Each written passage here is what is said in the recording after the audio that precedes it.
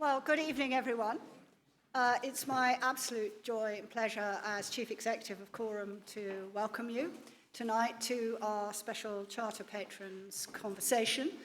And we are, of course, holding this within the Founding Museum, which Coram established in 2004 to display our collection and to amplify the voice of Coram's children and young people through time. So Thomas Coram is looking down on us as we meet tonight on the week of our 208th birthday. So it's my pleasure tonight to say a few opening words.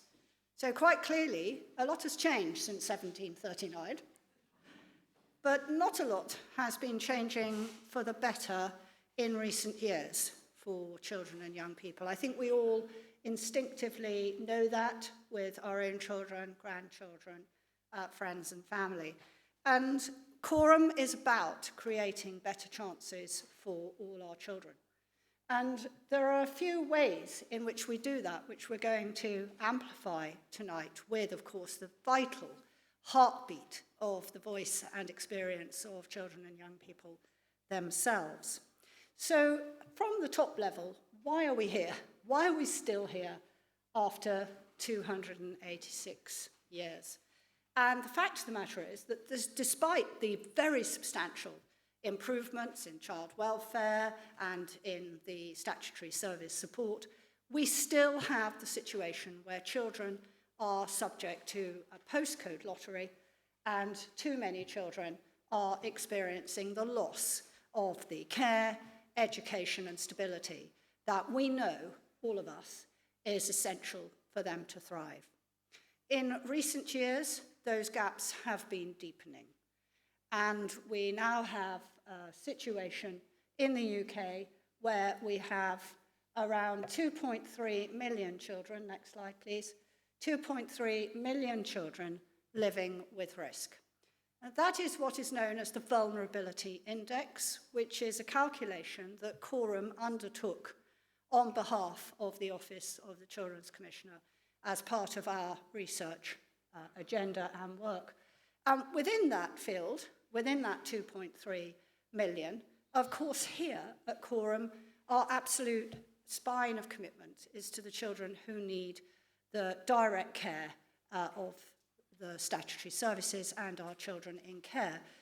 That is at a level of around 100,000, which is an increase. It's also the case that there are about 215,000 children who are undocumented and around 400,000 children who are what is known as in need, which means is that they're within the sight lines of children's services, but very often not receiving the support that they might actually need. In fact, usually not receiving the support that they need. And whatever these levels, it is certainly the case that the resources that are being allocated within our society are not keeping pace with the needs and requirements of this generation, which is unique. Now, every generation is in one sense unique and likes to see itself as such and to position itself as different from the one before. But we genuinely have an issue now. We have three key facts at the very macro level affecting us. The first is that children are in the smallest minority of the population in history. How is that going for them? I'm their problem, perhaps, in a baby boomer generation. So they're in the smallest minority, and yet a greater percentage of them are living in poverty.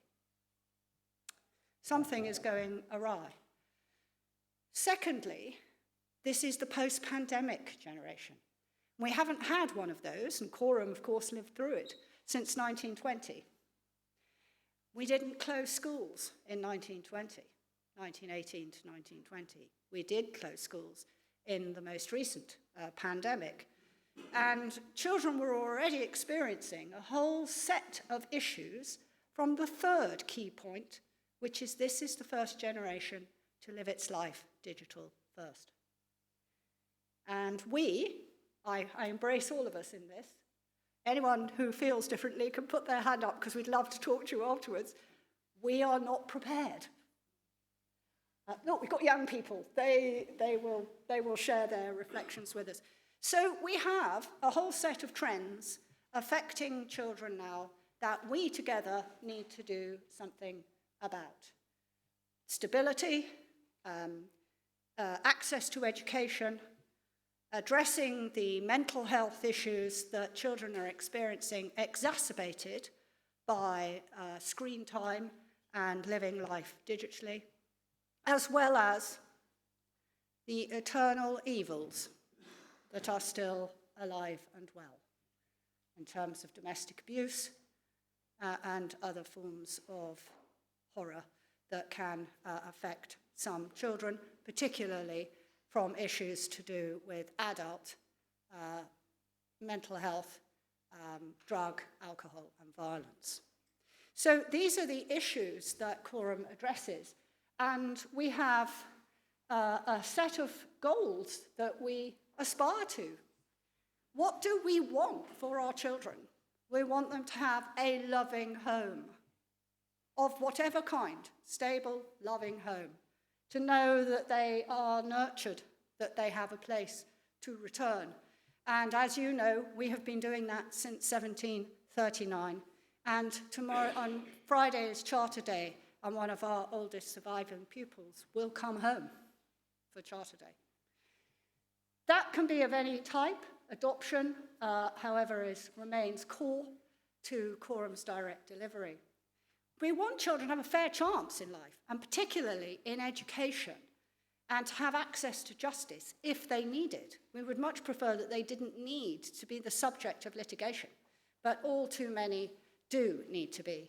And it's a huge growth in our work to address the issues for children with special educational needs and disabilities in particular, and to try and turn back the tide of educational exclusion, which has been growing.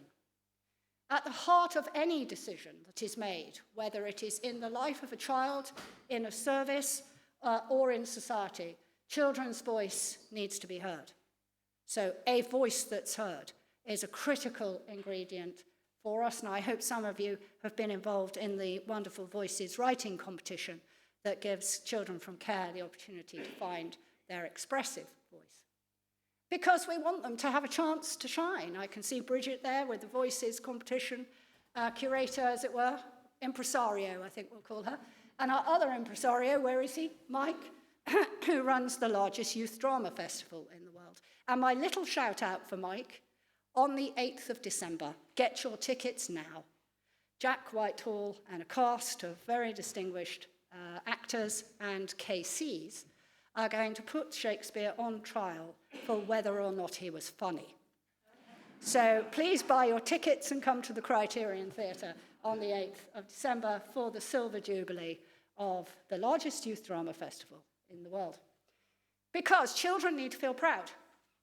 They need to have the opportunity to feel proud of who they are and to shine and to gain the skills that they need for the future, whether those are about self-advocacy, oracy, teamwork, and to see that all the world can be their stage, no matter where they live.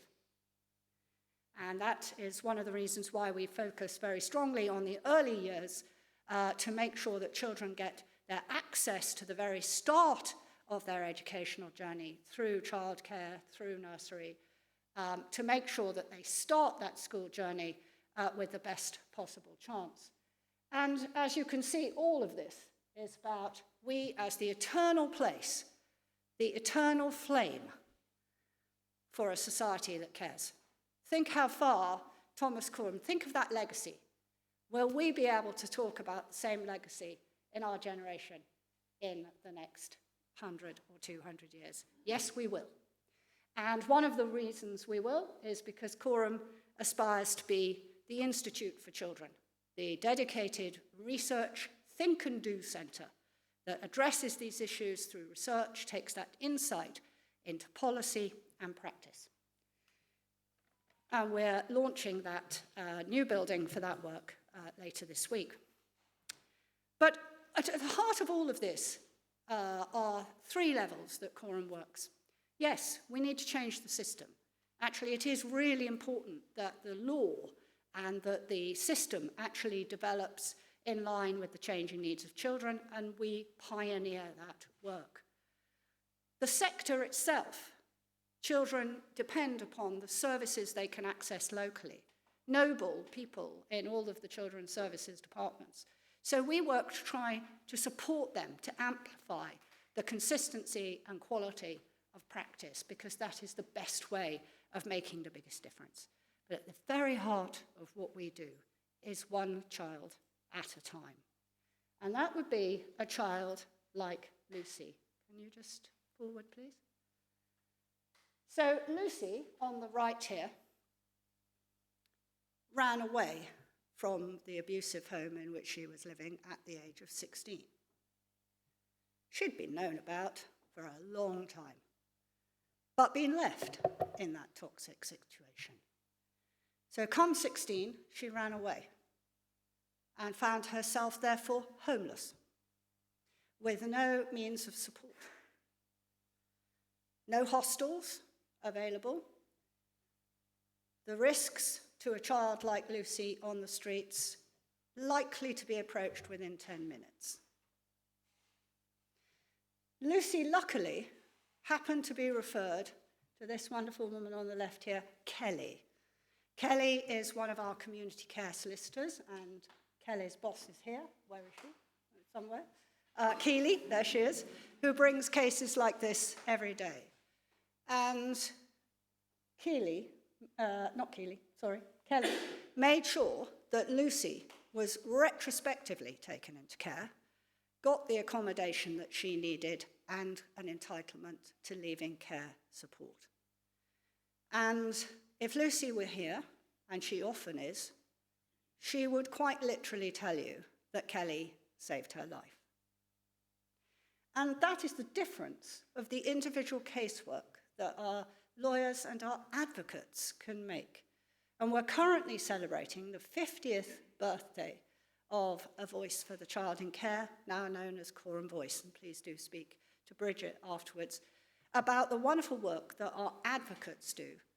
Because if we can avoid litigation, if we can avoid all of that process, then all the better, by enabling young people to have someone who stands by their side.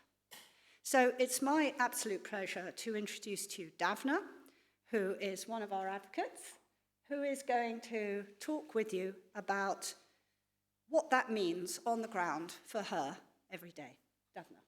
I'm looking at you.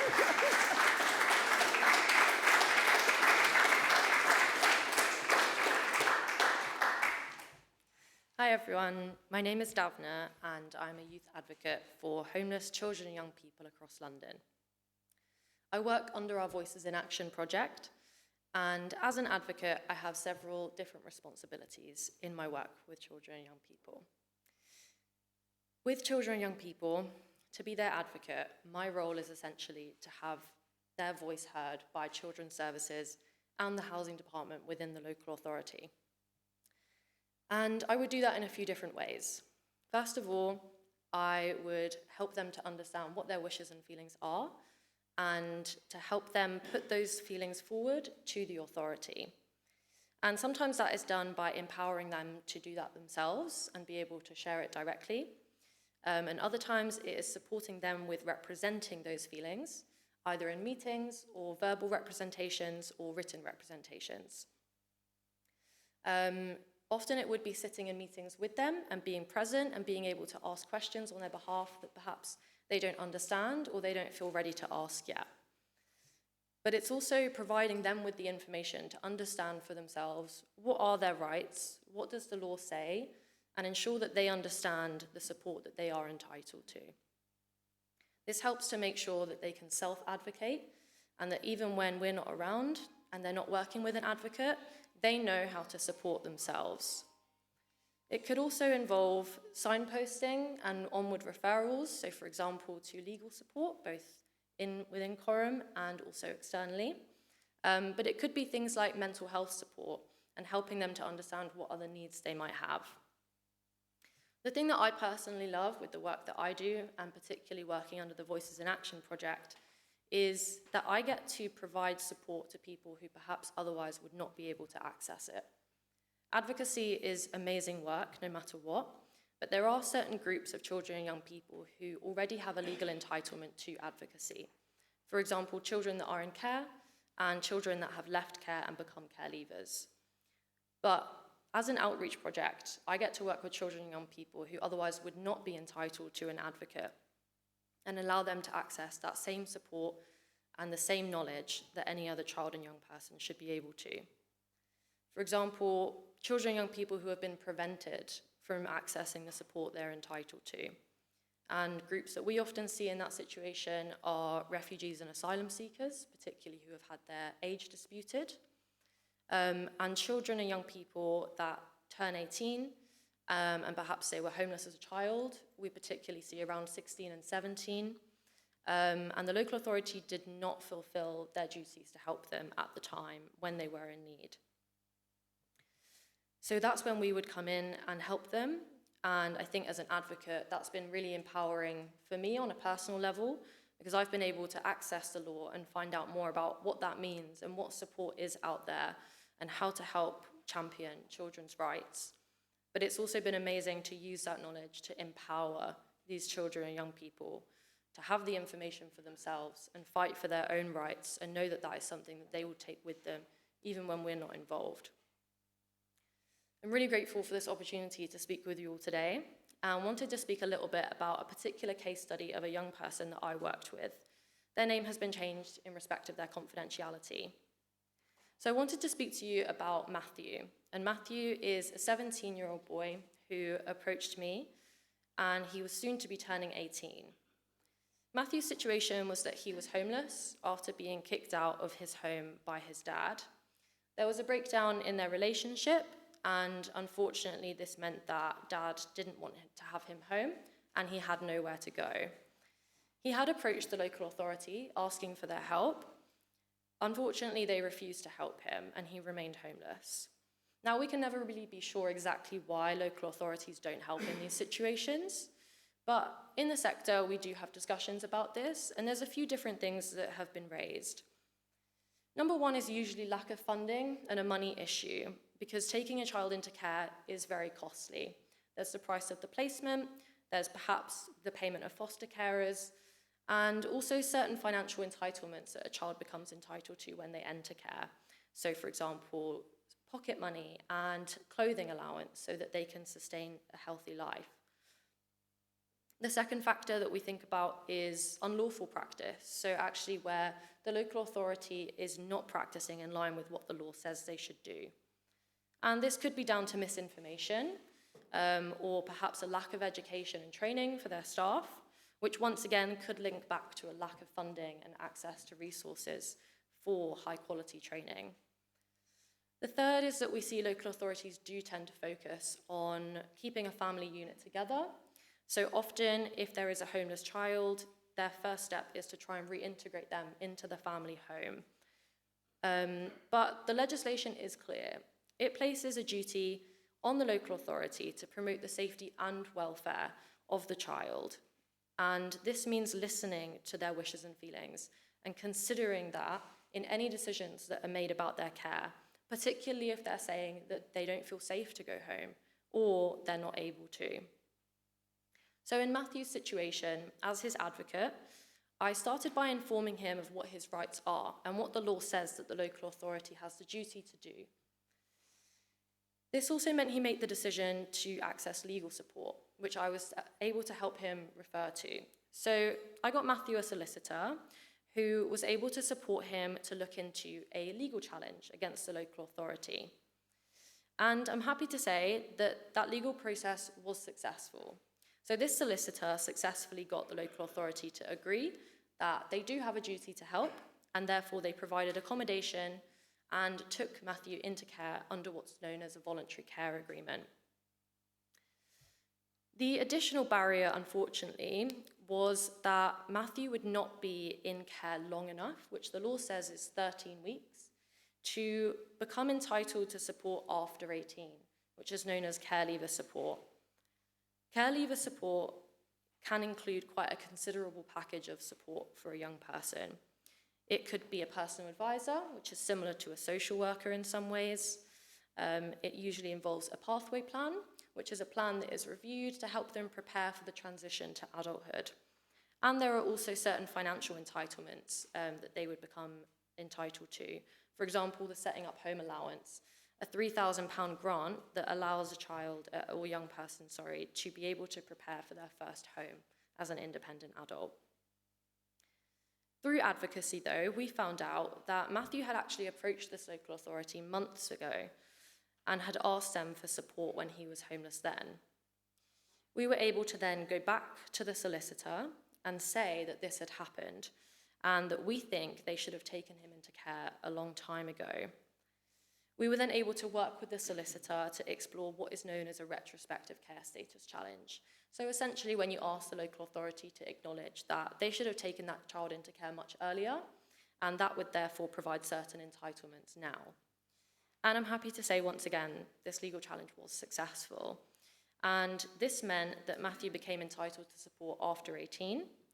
It also meant that the local authority acknowledged backdated financial entitlements that they should have been paying to him had he have been taken into care at the right time. So this resulted in a significant financial pay award for what he missed out on all that time in pocket money, clothing, and all the other things that he would have needed. So I wanted to tell you a bit about this story, and thank you so much for your time and your crucial support for the work that we do. Thank you.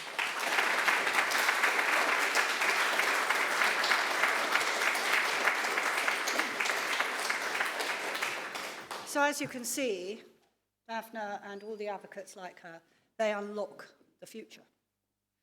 That work, however, depends entirely on donation support, because Matthew was not entitled to an advocate. He was homeless. He was a lonely, isolated, at-risk 16, 17-year-old when this was happening to him, but he was not entitled to anybody to support him. And our entire homeless outreach project depends, therefore, upon donations to keep going. And of course, if we're successful, we then unlock a long-term support for the young person. So we're now going to hear a little more about, am I right? We're moving on. We're moving on in order to find out from the point of view of our young people in Voices in Action what this kind of support means and what their involvement in our programme that enables young people themselves to become the agents of this change, to help other young people, thereby gaining skills for themselves, of course, but having a much bigger impact for the next generation. And that is the purpose of Voices in Action. And we're going to hear from Crystal and from Oliver and Blake about the work of Voices in Action. So can I welcome you up to the stage, please?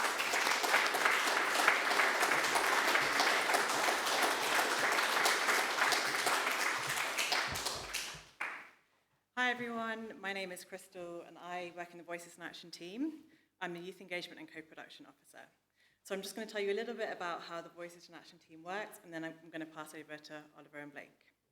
So the Voices in Action ambassadors are two groups of young people aged 16 to 25 who bring powerful lived experience of homelessness or school exclusions to create change and empower other young people. So the ambassadors use their personal journeys and insights to lead change, challenge inequality, and to champion the rights of young people across London. So how it works, the young people meet weekly at Coram on Wednesday evenings, and they have a supportive programme where they develop key skills in campaigning, public speaking, workshop delivery, facilitation, and content creation. These sessions are not just about skill building, they also provide a safe and inclusive space for reflection, community, and mutual support. So Voices in Action is a youth-led initiative. It's grounded in the principle that those closest to the issues are best placed to create meaningful solutions. The ambassadors use their training and experiences to design and deliver impactful workshops on young people's rights, and these workshops have been delivered to a wide range of audiences across London, in schools, colleges, and also youth centres. So beyond the workshops, the ambassadors have been involved in the creation of campaigns, creating a zine, social media content, and events to amplify underrepresented voices.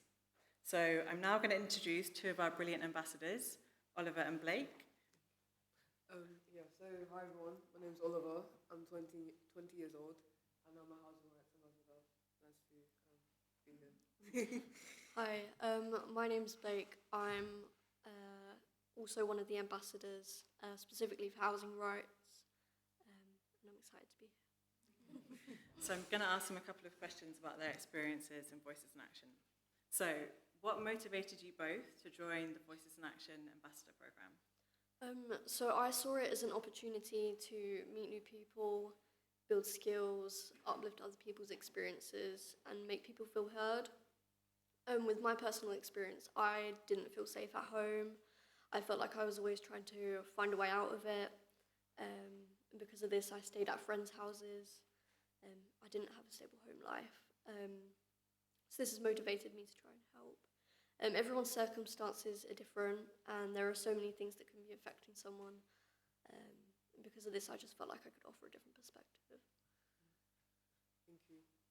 And for me, what motivated me was the fact that I always had like a passion for advocating and facilitating to people for as long as I can remember. I loved yapping, I loved talking.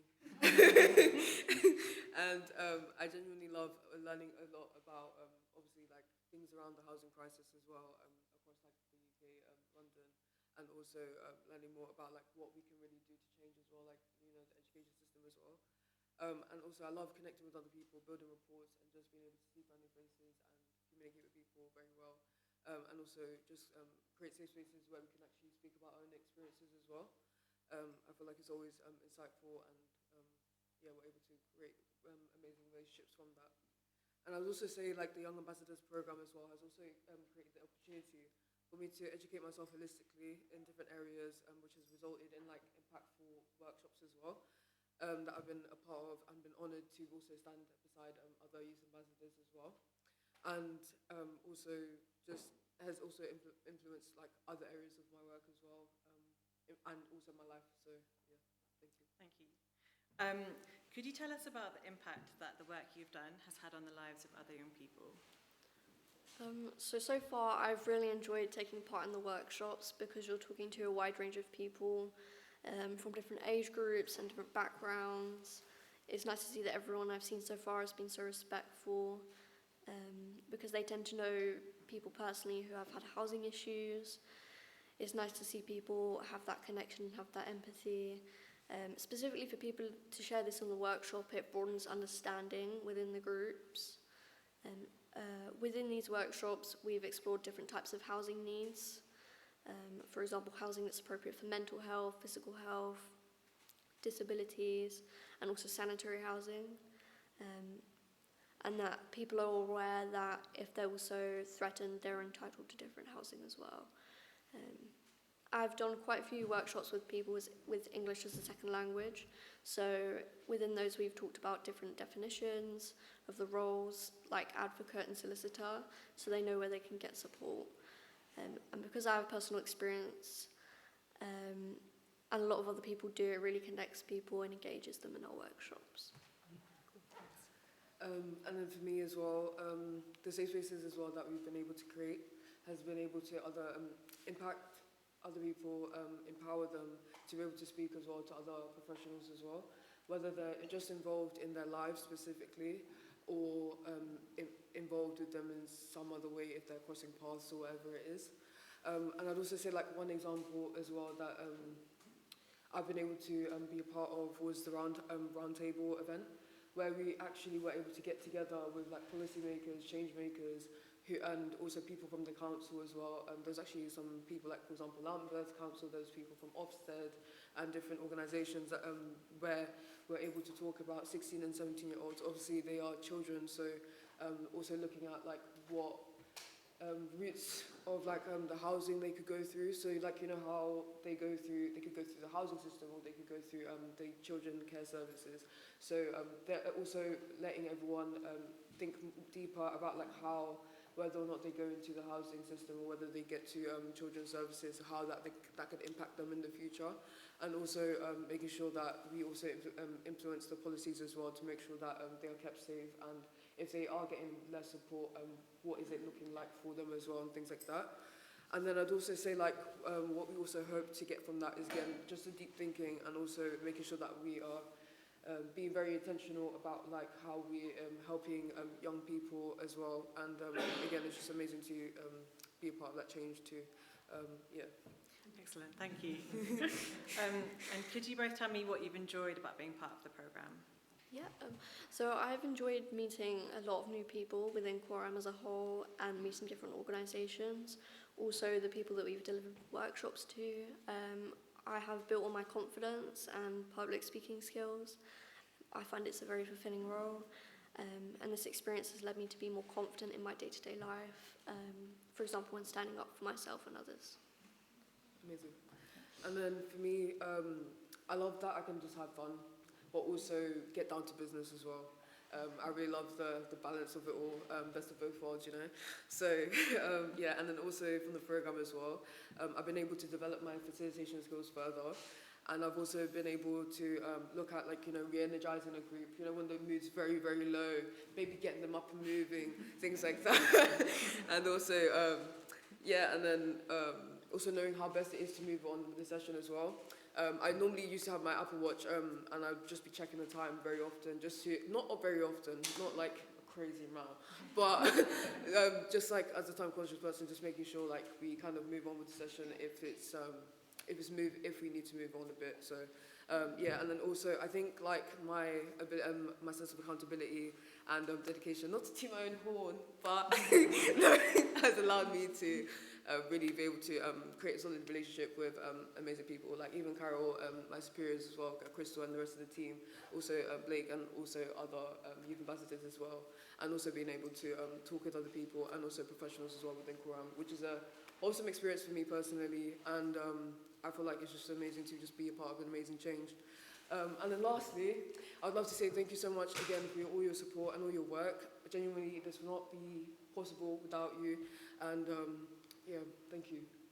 Thank you so much.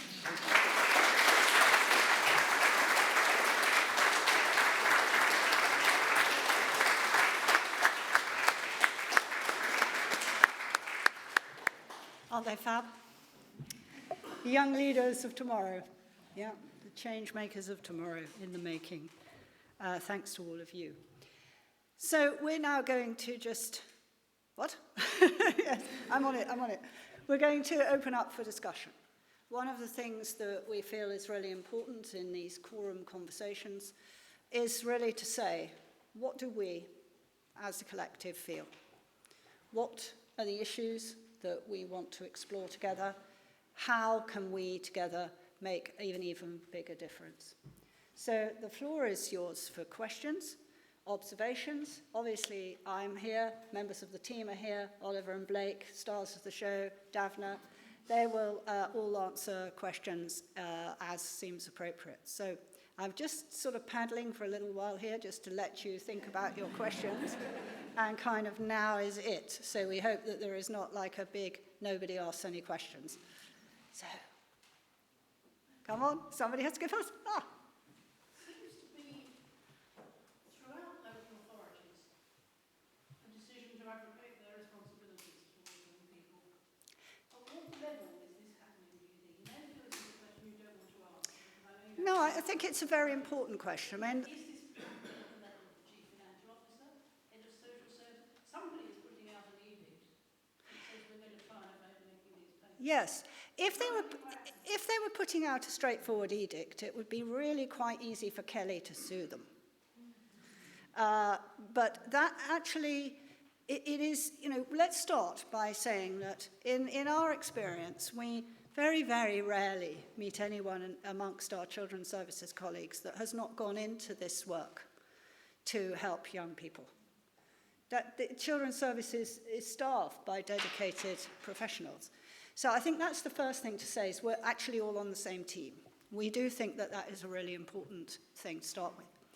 There is, of course, huge variation in the resources, in the support that people receive, and in what we might describe as the efficiency and effectiveness of any particular place. So this is why I say that there is a very wide variation that's affecting this practice. So the National Audit Office in 2019, so remember this is before the pandemic, actually identified that only 50% of the difference, the variation between access and quality of services could be explained by genuine demographic differences. Some places are poorer than others. Some struggle with workforce sufficiency. So, for example, the London Borough of Barking and Dagenham has no charity headquarters, no teaching hospitals, really small VCS, and the lowest percentage of degree-educated people in its population in the country. That is really not an easy place, therefore, to recruit, train, develop professionals. And whilst they were working and struggling to do that, a town the size of Loughborough was built in its borders. So there's a huge issue there around leadership, capacity, and capability in various ways. But coming to the homelessness issue, it is inexcusable because Coram itself brought a major legal challenge against, and I will name them, Essex County Council, that's the redoubtable Kelly again, which made clear that their inability to assess homeless 16-year-olds was unlawful, and they're still doing it. So that is to do with sometimes capacity to respond. Usually it's a form of rationing. It is actually, we don't want this cost burden.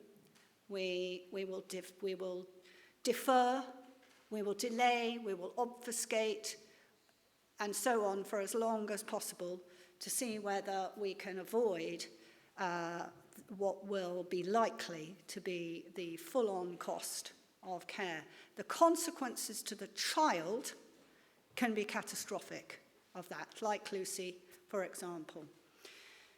So this is why the advocacy aspect and the access to legal advice when necessary is so important, because these rights that we're describing have been very, very hard fought to achieve them, and the recognition under the Children Act. So it's usually in a choice between conspiracy and incompetence. I always err on the incompetence end of the spectrum. Because it takes a great deal of decisiveness to achieve the conspiracy. And actually, it's usually well-meaning people in crappy systems, sorry, forgive my French, and also a mismatch. In almost everything we do, there is a fundamental mismatch between the urgency and the timescale needed by the child and what the professionals and the court process think is appropriate timescales for them. And, you know, if you are a baby and you're waiting 6 months, that's your whole life. So we are very focused on the question of immediacy and timescales and doing what you say you're going to do and holding to account. So, sorry, it's a rather long answer, but someone in Essex has still made the decision that they're going to go on. that's right, and we will keep suing them. Kelly is still there. But unfortunately, what is happening within housing, and the advocates will tell you about this, it was alluded to by Daphne, is that it goes like this. Hello, young person, I'm a social worker. Oh, you're homeless? Ah, well, you don't want more social workers involved in your life, do you? Oh, no, says the young person. Oh, good, thinks the local authority. We'll push them down the housing path. And then, if they're lucky, they'll end up in some kind of unregulated accommodation. What they should be saying is, you're a 16 or 17-year-old, you are entitled to the support of children's services, which comes with the full whammy of potential support. And that is therefore the difference that proper advocates, proper information can make to a young person making an informed choice.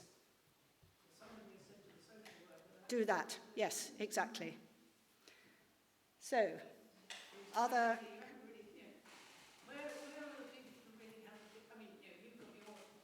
Well, they have a budget. I mean, all the way up, all the way up, all the way through. But, I mean, ultimately, we either fund children's services as taxpayers to meet the needs of the children, or we don't. And currently, we don't. So this is why the Coram Charter for Children calls for a fundamental reset of this, and it will take a decade to achieve. But whilst we have situations of this kind where young people who should have been helped when they were younger children are having to flee these sorts of situations, then we're not going to resolve the challenges for the next generation. And we all know the pressures on housing.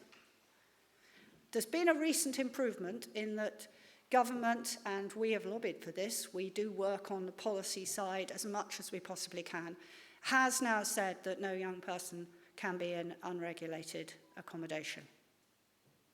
And that's going to take a lot of effort by our local authority colleagues to achieve, because there is not the supply of housing stock. So if any of you are out there in social finance, in the world of capital investment, my advice to you is build lots of supported accommodation. Because whether it's the young people or me as I get older, that's what we're going to need. Yes? We read that lots and lots of children now are missing Yes. enormous amounts of schooling because they're simply not going to school. Yes. Is there anything that Coram can do or might be able to do in this field? Yes, absolutely. It's really this is a really key post-pandemic issue. So what people don't realise is that before the pandemic, 1 in 10 children were already intermittently absent. So we've had an issue with attendance for a long time. So intermittent absence might be for many reasons. There was much publicity about parents taking children on holiday during school term and things like that. That's really at the trivial end.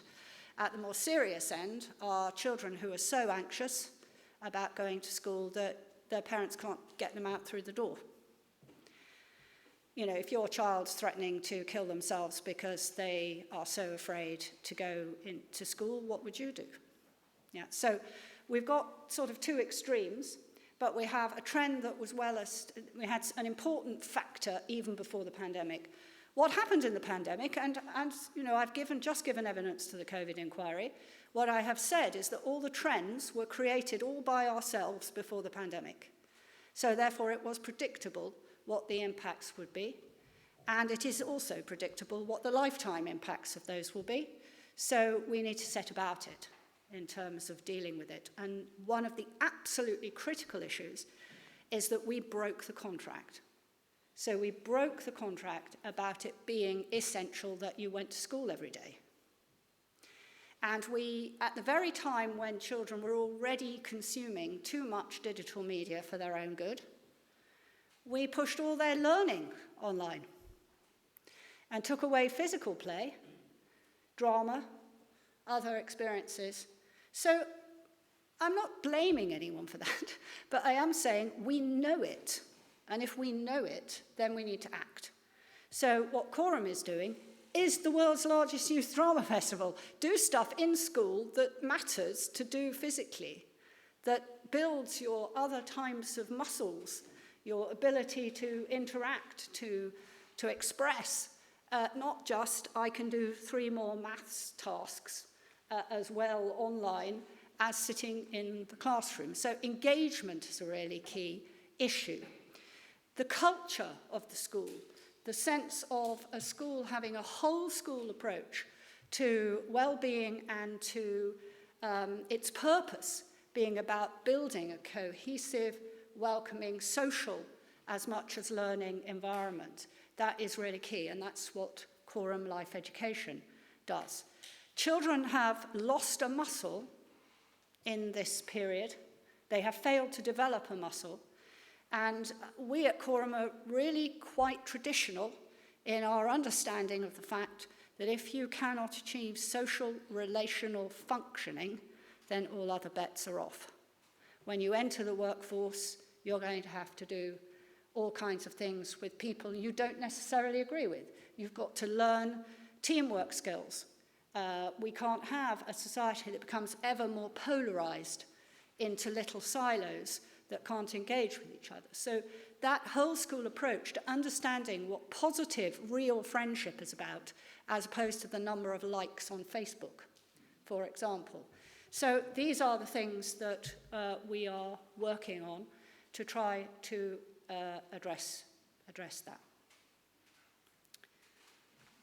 Yes, hello. Looking ahead to our glorious Faragist future, Oh, I was yes. wondering what have Reform done when they've got control of local authorities, and what do you think a Reform national government might mean for Coram Voice? Well, that's such an interesting question. I mean, firstly, we don't know yet, because whilst there are some reform-infused local authorities, there are not yet that many. And also, I would say that being a very old organisation, I remember our work with Kent County Council very keenly when they had the Reform Mark I agenda, whatever they were called. Yes, that's the one, UKIP. Yeah. We also work with local authorities of all kinds of complexions and no complexion.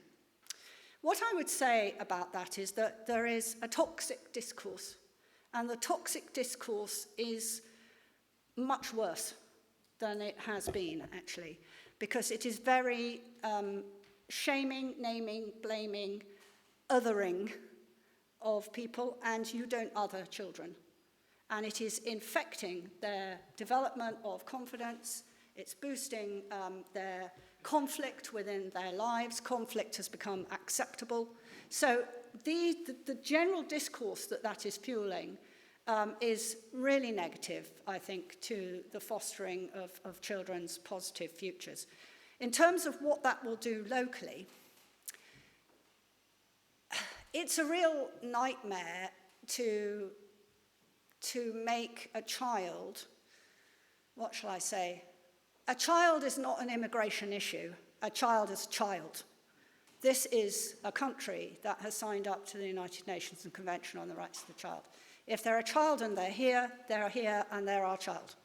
So we need to really not be trying to make them the subject of an immigration game.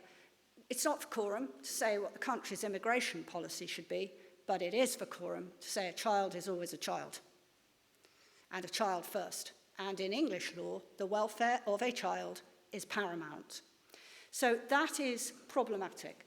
But what I have personally experienced is that once in an office, as opposed to strutting about campaigning and talking about stuff, people actually tend to learn things.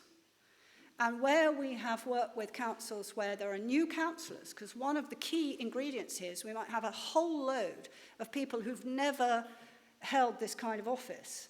And actually, what we have found is that when they do learn it, and they are holding the office in accordance with the rules and regulations of local government, they tend to be a bit more measured, because they're their children in care.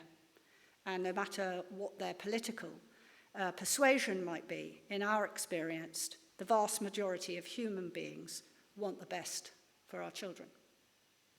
So we will work with whoever they are in accordance with those values. But it's uncertain times, and structural reform and uncertainty almost never plays out well for children. If you're throwing up everything in the air, nobody knows who to talk to, those delays and so on that we were talking about tend to affect children more. Any other? Oh, hello. It appears that you're producing best practice here. Yes. How far is your geographical reach, and are you working with other charities helping them benefit from what you are learning? Yes. Firstly, Coram works with every local authority in the entire United Kingdom. So every local authority uses the Coram forms and tools and resources to implement a community of best practice. Areas may be struggling with all those other issues, but we commend them for their partnership with us in that community of practice, because everybody is actually trying to raise the level. So we also do international legal systems consultancy, so we work with 29 countries last year doing consultancy work to help them to develop the maturity of their own welfare systems. Ukraine is going to have a huge challenge whenever, we hope, the war ends, because they have a Soviet style of social care system. And many of their children, I think it's up to 50% of their children, are not in Ukraine. So actually, am I as a mother going to take my child back to that environment, having enjoyed the type of infrastructure that they are enjoying elsewhere? So we work on the system side of it. But coming back to your point about best practice, we run all kinds of training. So we trained about 50,000 professionals last year in the various areas of practice. And we seek to learn. We're not the only keeper of best practice. We may observe excellent practice, innovation elsewhere. So we have an innovation incubator that publishes a thing called the Innovation Collective that tries to capture what is happening that's innovative and evidenced in order that we can share it. So those are the main ways in which we do it, and conduct our own research and evaluation. In order to be best practice, you first have to know what best is. You have to know what good looks like. And that is part of what Coram strives to do, and as our Institute for Children, and to work collaboratively with other organisations. So some voluntary sector organisations are members of the Innovation Incubator, for example. Others we're working with through networks that we convene. Bridget, for example, works with the Advocacy Providers Group. We convene lots of work in the early years to try to spread that best practice and work with colleagues across the charity sector. Our direct delivery is not everywhere. A lot of our services can be anywhere, but that doesn't mean they are everywhere, because it depends on the commissioning cycle, or it depends upon the choice of a head teacher, whether they're involved or whether they use our curriculum. But last year we benefited 1 million children in one way or another. I'd like to ask a couple of questions. The first was, you spoke about the responsibility of the local councils for the children under a certain age. And I was wondering, how much responsibility do people ask for the parents of those children? And is there at any stage, do they get involved to try and maybe heal the problems that have been between the children? Yeah, I mean, such an important question. I mean, all of us know that fundamentally we depend upon the love and support of those around us, of our families and our friends, and we're working with children where that is fractured. That doesn't mean it's irreparable, and sometimes, you know, I'm thinking of a young carer that I met recently. You know, he's like 11 years old, unable to get to school, because he's the sole carer for his mother, who has MS. Yeah? What help does he get to have a childhood? You know, there's no fracture there between him and his mother, apart from the fact that he's having to be the grown-up, and his childhood is being stolen away from him. And he can't get to school, and he can't, you know. So in those sorts of circumstances, it's more to do with the questions of how the support can most effectively be given in those complicated situations. We have, we're not ourselves a provider of mediation services, but we are providing national helplines that help people, particularly those experiencing separation, where they will phone and we will advise them.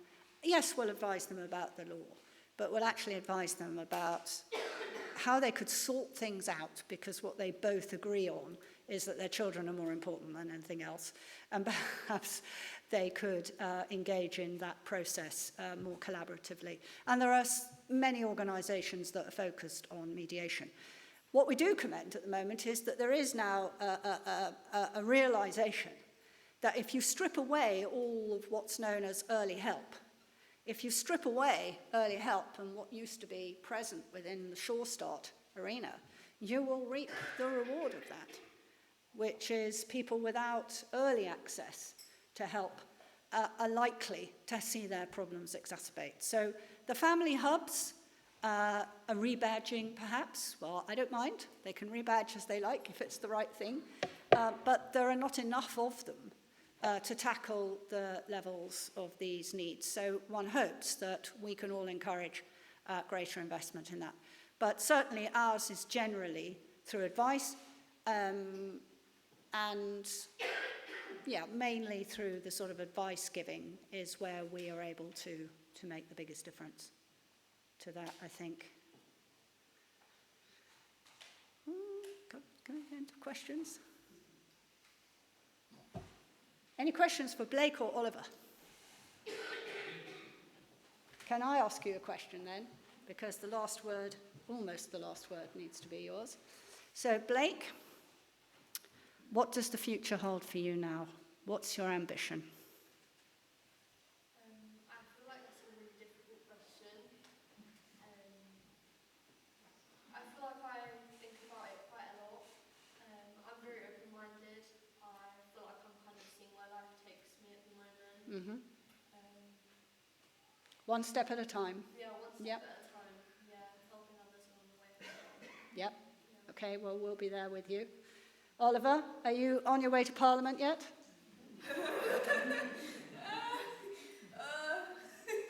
Sticky one. No, but I think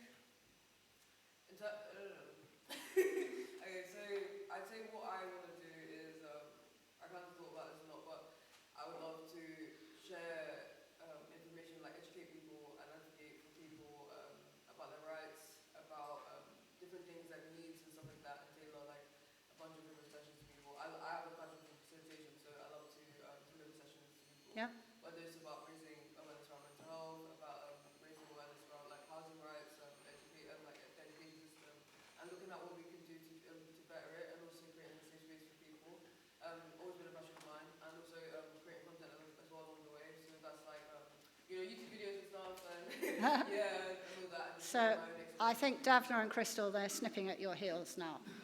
So we've got the next generation workforce in development. So I just want to draw this evening to a close by thanking you all so much for coming to engage in this conversation with us. We really appreciate all your advice and your thoughts as we move forwards together. And of course, I hope that you will, if you're not already. Please, thank you if you are, but if you're not already, please do join me in being a Charter Patron, because this work that we have presented tonight depends upon you. It costs about £1,350 for us to support 3 young people to access this kind of support. And as we know, that can be a lifetime of difference. So speak to Rachel. There she is, look.